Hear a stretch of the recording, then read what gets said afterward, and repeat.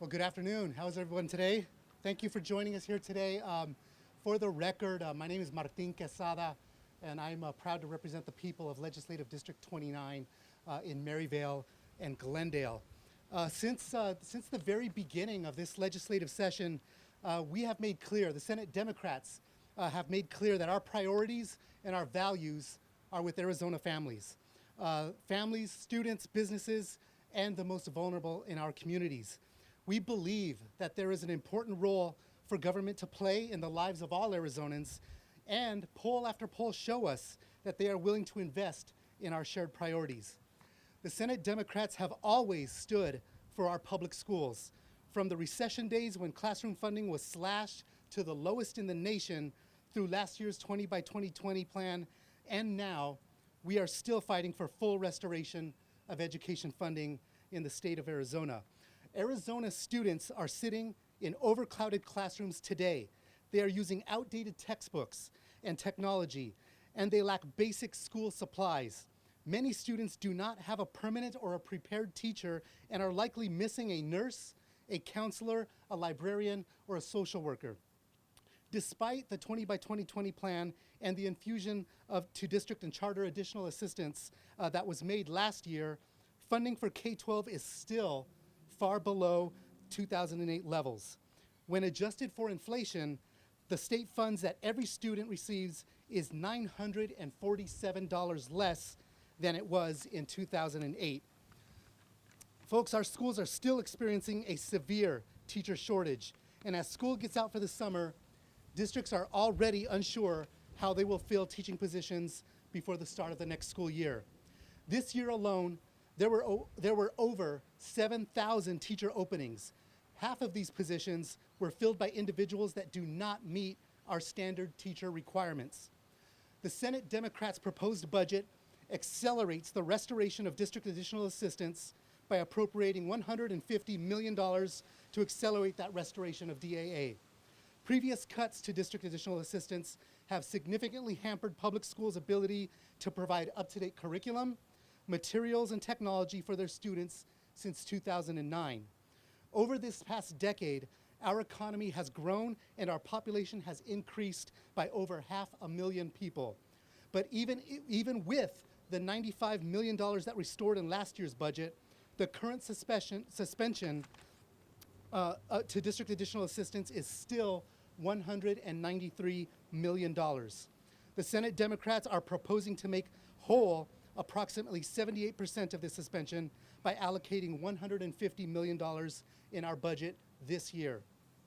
We were encouraged to see funding, thank you. We were encouraged to see funding for additional school counselors in the governor's executive budget proposal, but the need is far greater than what was in his proposal. Arizona's student to counselor ratio is the worst in the nation, with 905 students for every one school counselor. That is why we are calling for $20 million to be allocated for school counselors and social workers to lower that ratio to approximately 373 students per school counselor. While this will not address all of our school safety needs, this would be a critical step in ensuring the social and emotional needs of all of our children. Arizona's tribal leaders have for years been requesting additional help in the Office of Indian Education, which serves as a liaison between our tribal schools and outside agencies to provide resources for Native American students to meet their educational and their cultural needs. The Senate Democrats' budget allows the Department of Education to add 4 full-time staff to its existing staff of 1 full-time and 1 part-time individual. It's time we prioritize the education of our Native American students.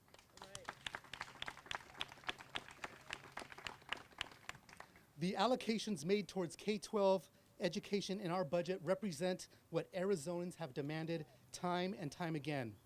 Fund our schools properly. 88% of Arizonans believe there is a need for additional funding for our public schools, and voters support investments in our public education. The Senate Democrats' budget reflects the values of Arizonans by putting education first. And now I would like to turn it over to Senator Leila Alston to talk about our state revenues. Senator Alston. Thank you. Thank you, Martine, and thank all of you for being here today. My name is Leila Alston, and I represent Legislative District 24, which is Central Phoenix and South Scottsdale. Since the Great Recession, Republicans have enacted austerity budget after austerity budget. Education, infrastructure, social services have been hit particularly hard with budget cuts over the last decade. After years of minimal funding for critical state services, Republicans are again proposing a massive and permanent $386 million tax cut. Using the Trump tax cuts as an excuse, Republicans are cutting taxes far more than the state would otherwise realize in increased revenue from straight conformity. In reality, the issue of a conformity is simply a shift of the tax revenue dollars that used to go to Washington and now are paid to Arizona. These revenues should be used for Arizona priorities like education, the homeless crisis, infrastructure, health care, and support for the elderly and the disabled. This year, Arizona has $840 million in one-time revenue in the budget. This is due to a combination of a healthy economy and deliberate cuts made to state government over the past decade. But rather than invest in key services like education and infrastructure, Republicans want to permanently reduce Arizona's ability to raise revenue. These tax policy choices are making Arizona revenue structure less progressive and increasing the tax burden on the poor and the middle class. The Republicans claim that this tax cut is offset by updating our TPT statutes to the Supreme Court decision in Wayfair versus South Dakota. This does not pass the smell test. This is a tax revenue that is already owed to the state and is not being paid due to lack of enforcement. Wayfair should have been the easiest policy decision for the legislature to make because it finally would create tax fairness with in-state and out-of-state retailers. However, Republicans have decided to tie this policy with a gift for online marketplaces, which serve as middlemen by aggregating products offered from multiple online retailers. By codifying online marketplace in Arizona law, Republicans are giving away a special relief from tax liability of over 8% over the next 2 years. Additionally, any marketplaces that already operate in Arizona will be forgiven any past tax liability for third-party transactions that were conducted through their marketplace platform. I'm sure that Arizona's true local businesses would love a similar deal. Arizona does not need another massive tax cut. We need better schools for all of our children. We need to repair our crumbling highways, our roads, our bridges, and we need working locks on prisons and funding to help our most vulnerable populations.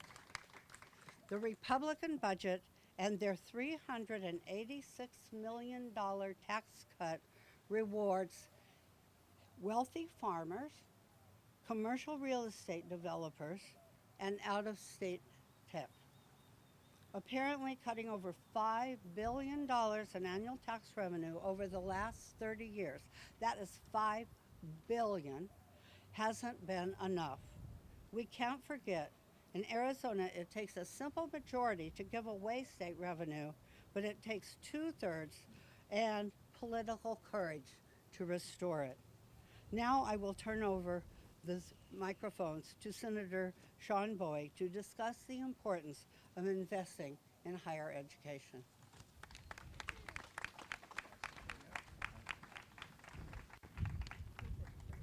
Lean down here. Good afternoon, everyone. Sean Bowie, State Senator for Legislative District 18. The budget that we have put together prioritizes and makes a critical investment in higher education.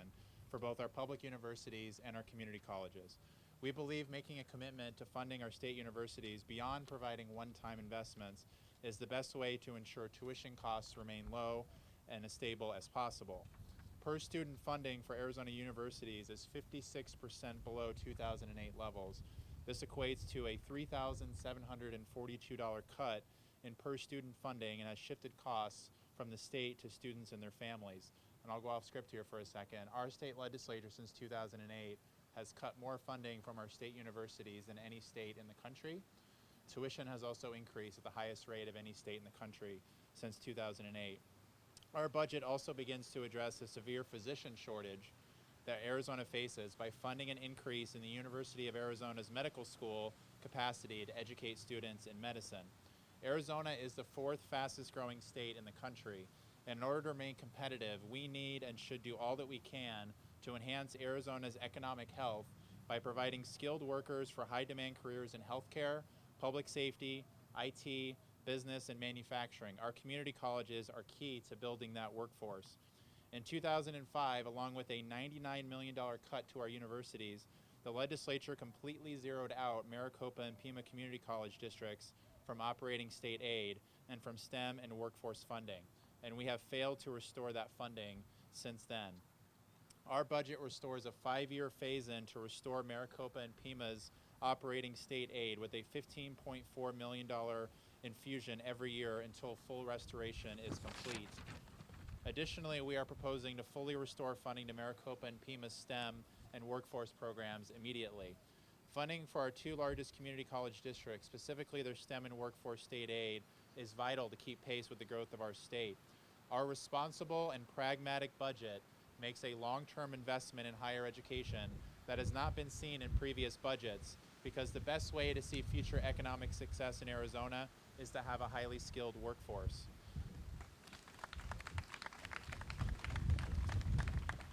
Now I'd like to welcome my colleague, Senator Rebecca Rios, up to explain the crisis of homelessness and how our budget invests in Arizona families. Absolutely. Thank you, Sean. For the record, I'm Rebecca Rios, State Senate District 27. Homelessness in Arizona is at a crisis point. Currently, there are over 36,000 homeless people in Arizona, of which 37% are families, typically a single mom with children. In fact, the U.S. Department of Education reported almost 25,000 public school students experienced homelessness during the 2016-2017 school year.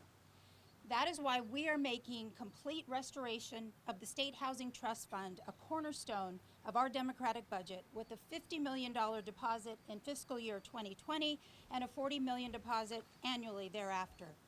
Created in 1988, the Housing Trust Fund represents the only state monies solely dedicated to Arizona's housing needs. During the Great Recession, its funding was slashed to just $2.5 million and has not seen an increase since. Arizona's wonderful nonprofits that provide critical services and housing for our homeless rely on the fund for grants to keep their services going. But as the fund was cut, so was their ability to help our most vulnerable Arizonans. Investing in the Arizona Housing Trust Fund both sees federal dollars return to Arizona, and it also encourages private investment in low-income housing. In fact, according to the Arizona Housing Coalition, for every $10 million invested in the fund, there is the potential for $23 million in economic impact and the creation of 200 jobs annually. We must not only invest in getting our homeless off the streets, we must also invest in our children and working families. Relatives, typically grandparents, are the first choice of placement by DCS. In fact, 43% of children in DCS custody are placed with kinship families. These kinship families step up during times of crisis to care for traumatized children who have been separated from their parents. However, despite similar experiences, kinship caregivers do not receive the same financial support as licensed foster parents, who on average receive $700 a month. That is why our Democratic budget appropriates almost $15 million to DCS in fiscal year 2020 from the general fund to increase the kinship care stipend from $75 to $250.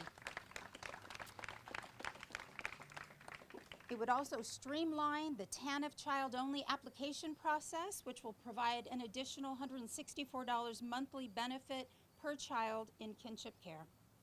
In addition to the Housing Trust Fund and kinship care, our budget invests in Arizona families by investing $3 million to DCS for Healthy Families Prevention Program, which provides services to pregnant women and families with newborns who have multiple stressors and risk factors that increase the likelihood that a child will suffer abuse or neglect.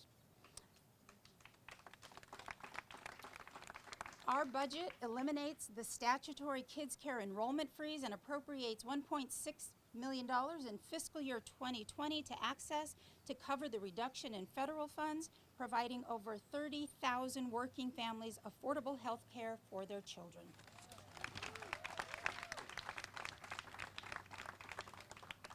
Our budget grants immediate authority for DES and DCS to utilize $112 million in federal child care development fund monies to subsidize child care for low-income working families.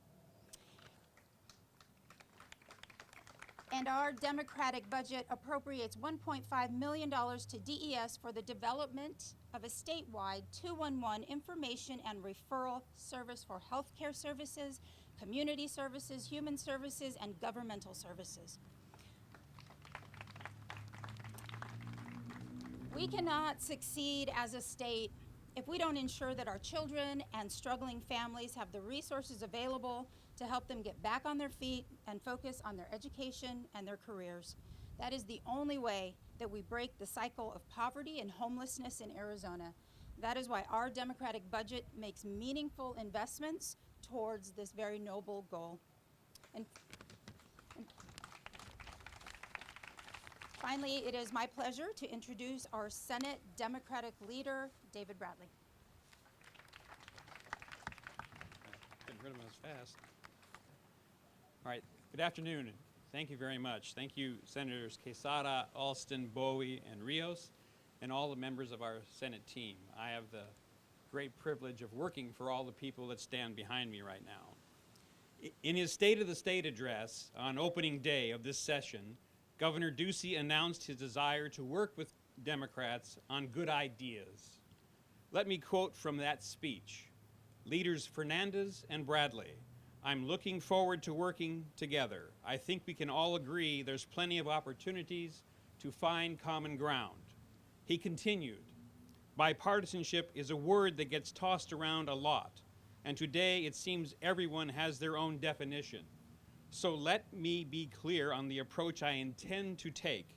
I am not here just to work with Republicans on Republican ideas, and bipartisanship doesn't simply mean working with Democrats on Democratic ideas. I'm here as governor of all the people to work with all of you who have good ideas.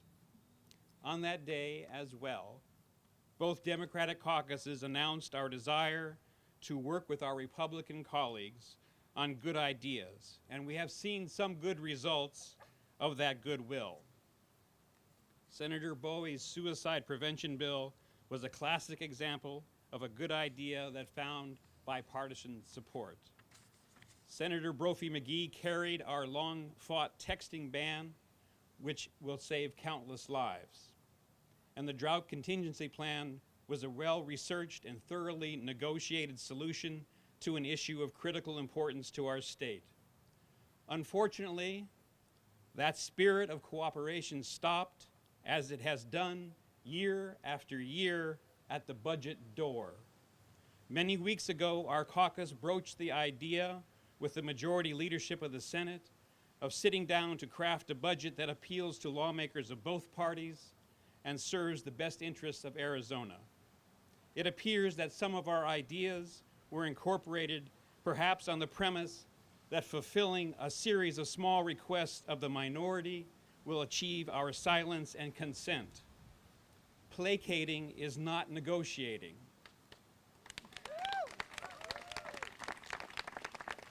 That is not the making of a deal. It is an approach that fails to incorporate what the governor himself asserted 127 days ago, that bipartisanship means working together in common cause and common purpose. We have been respectfully but consistently knocking on the closed budget doors. We have done so without criticism or leaking contrary documents or opinions. We are still outside the door, ready and willing to negotiate, but we can no longer be silent. And be clear, we do not consent to the budget as it was presented to us today.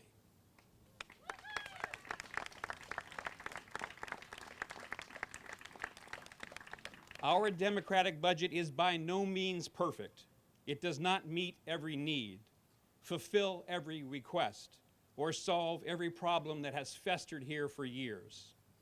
Decades of tax cuts predicated not on thoughtful strategies, but on faulty ideologies, that resources would trickle down to the neediest if they could only be patient, have left much of our state unprepared for the challenges of the new economy. A new economy predicated on the modernization of our infrastructure, on caring for the neediest, on innovation and channeling the energy of our youth and the educational opportunities afforded to them. Throughout this session, I asked our caucus members to prepare for taking over the Senate in the next term.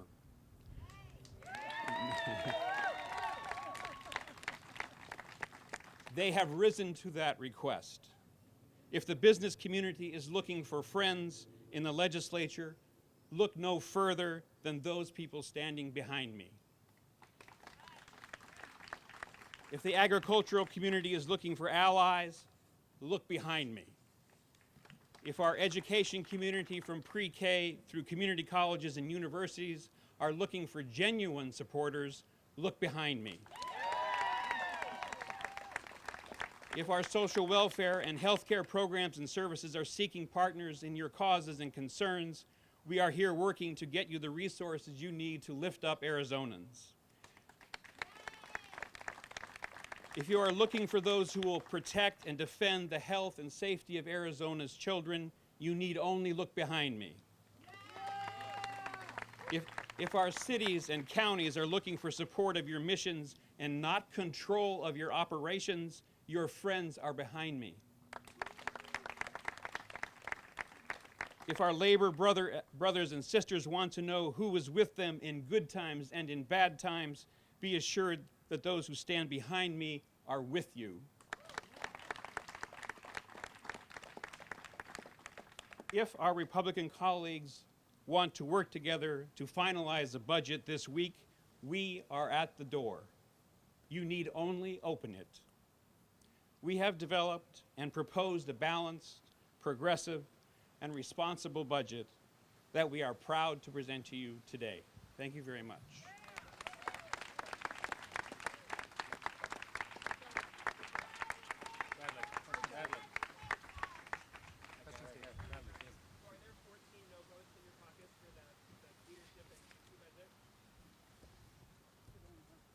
Well, we only have 13 members, so. But we'd be glad to take another member. There's somebody we don't know about. Yeah, we are confident that we have people that are interested in good policy for Arizona, and at this point, we are confident we have votes, have the votes. What areas are you leading the Republicans midway? Well, again, it's hard to have consensus when you're not inside the negotiations. You know.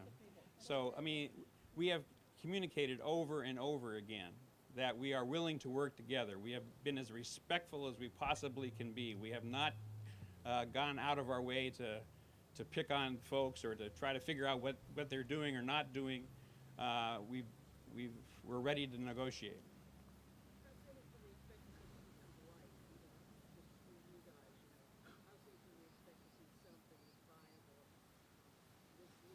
Yeah, I would have to defer that question to the majority. I don't know if they're going to bring the bills forward or not. I don't know.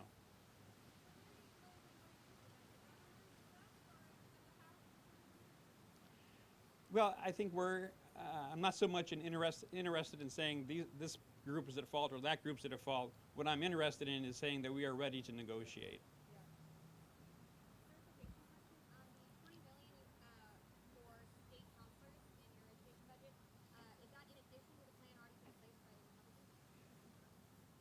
No, that's in place of.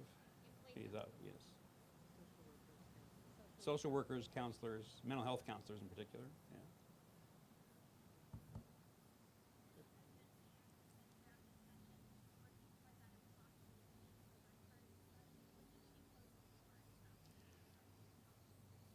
Well, we're going to operate on the premise that it's not impossible, and that what we're trying to communicate, that while Senator Fan has done a good job in terms of communicating with members and soliciting individual asks of folks, that that's not the same as negotiation.